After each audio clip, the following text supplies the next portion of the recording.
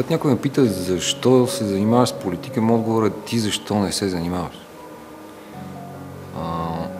Когато е ясно, че всички искаме нещо да се промени,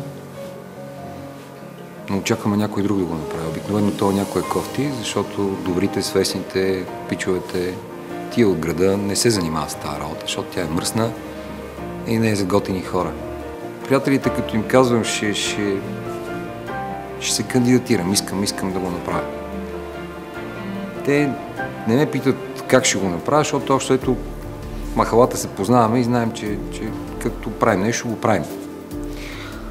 Преценили сме си силите. Те ме питат защо. Моят отговор е прост. Може да се стори странен от страх. Да, от страх.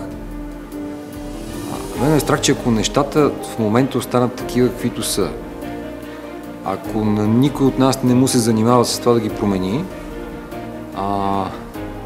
моето единствено занимание в следващите години, колкото ми ги дава Господ, ще бъде да изуча детето си и да го пратя някъде навънка. След което в един момент от живота си да остана сам с кучето си.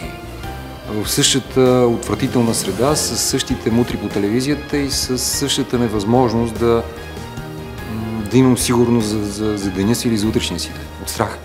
Това трябва да се промени. Не обичам да се страхувам. За мен проблема не е в неразбирането на това, което трябва да се прави. Проблема е в робуването на обречеността. В оковите на тази обреченост. Ние всички разбираме и знаем, че нещата трябва да се променят, че трябва да бъдат различни, но ние не вярваме, че може. Защото годините, опита, трудностите са ни накарали да се примирим, да гледаме на това като на обреченост. Може ли да има добро отношение и добро лечение към хората в болниците? Може. Може ли да има съдебна система, която да е смислена и ние не да се плашим от нея, да разчитаме на нея? Може. Може ли да има администрация, която да бъде в моя услуга, а не да се държи така, като че ли тя ми прави услуга? Може ли детето ми да има смислено образование тук? Може. Всичко това са простички неща. Когато разкъсаш магията на големите думи и ги сведеш до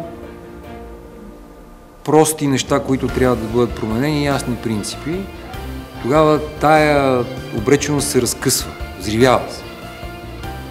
Постепенно се измества от силата на познанието, че трябва.